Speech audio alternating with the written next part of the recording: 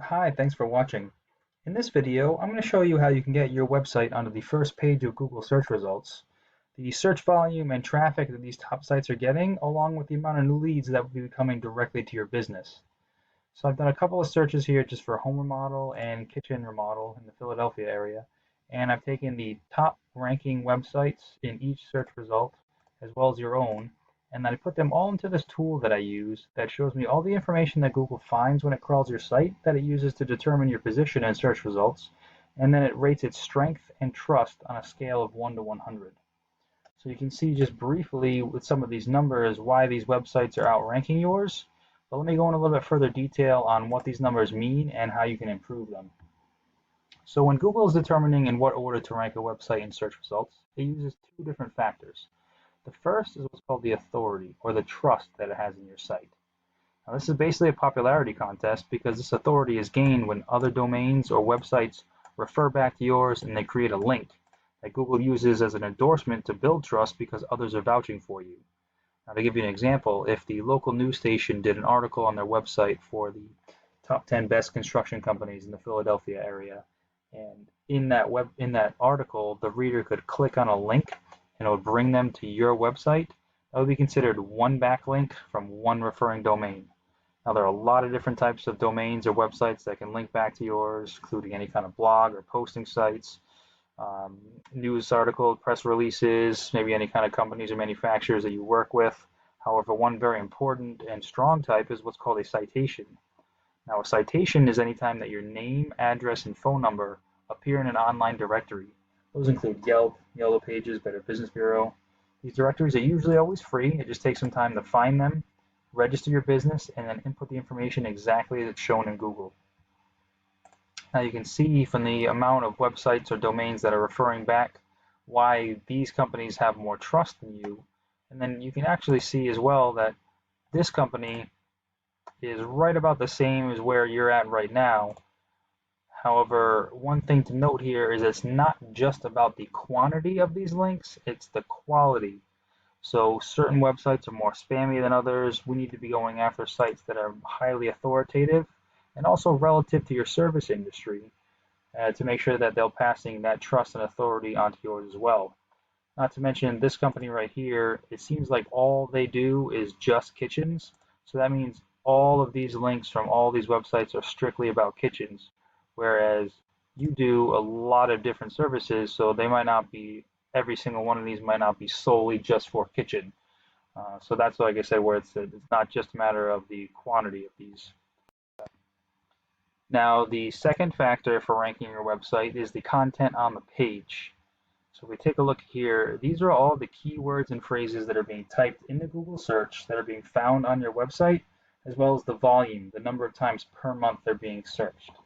So this is where we do a little bit of research to find the highest volume keywords relative to the services that you offer and the areas that you service, and make sure that those are being included and found on your website. So for instance, kitchen remodeling Philadelphia. That's being searched 350 times. Right now, the link has been lost, so you're no longer coming up for it at all. However, if you were on the first page of Google search results, 350 people a month will be finding your website. We're usually very conservative, and Google Analytics estimates about 10% of total search volume converts into a lead for the business. So now you're looking at a potential of 35 people either giving you a call or submitting through the form submit on the website. Now, I don't know what the conversion rate is for your particular business, but you can just see how the sheer volume of incoming leads per month has the potential to add up to some revenue at the end of the month and at the end of the year, and that's just off of one keyword phrase. So we repeat that same process for all the keywords, like I said, relative to the services in the service area, and then you can see how all that volume adding up can definitely increase some sales. Now, however, there is a formula that Google uses to find these keywords on your page. So if we take a look here, as far as the layout, it's great that we have information right here with all the drop downs people can easily navigate. What I would suggest is that most of the time nowadays people are searching from a smartphone. So we want to make sure that the website is mobile optimized. So any kind of phone number should be click to call, meaning they can hit the button and it should automatically put the phone number into their dialer. Same thing with emails or go into any kind of socials. They should just automatically populate the email address right into their whatever their email server that they're using. However, what I can say is that I'm seeing that there really isn't a whole lot of content on the page. And that's an issue for Google because it doesn't really care about the layout. It's just going to come in and count all the words and text on the page. Now, it's generally looking for a minimum of about 1,500 keywords, 1,500 words on the page, because it assumes that the more information you have on the page, the more of an expert you are, and then the more likely it is to recommend you. Now, while it's counting all these words, it's also searching for those keywords. So any of the services that you offer and the service areas. However, this is where the number of words on the page really comes into play because you're only allowed to have one of those keywords for every 150 words of text on the page. So the more services or areas or keywords in general that you want to be found for means the more content that you have to add to the page in order to qualify for it. In addition, whatever the keyword is, the content that is supporting it has to be relative to the keyword itself. Now, if we take a look at how this works in the search results, the first thing that's going to come up is what's called the Google Map Pack. This is a pretty important area to try to get into because a lot of traffic comes to these top 3 businesses since they're listed right at the top of the page. Now, to be found in here is free. You just have to fill out your Google business profile. And then there are ways to optimize that so you can try to get onto the top 3.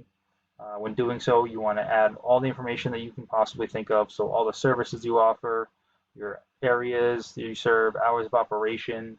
Then in your business description, you're allowed 750 characters. You want to be adding some keywords in there as well.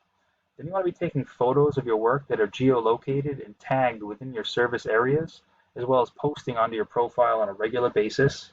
Try to collect as many reviews as you can. And then you want to get as many of those citations, your name, address, and phone number. You want to appear in more directories than anybody else on this list. Now underneath that, this is what we call the organic search results. This is where the more authority or trust that Google has in your site, the higher up in the list you're going to rank.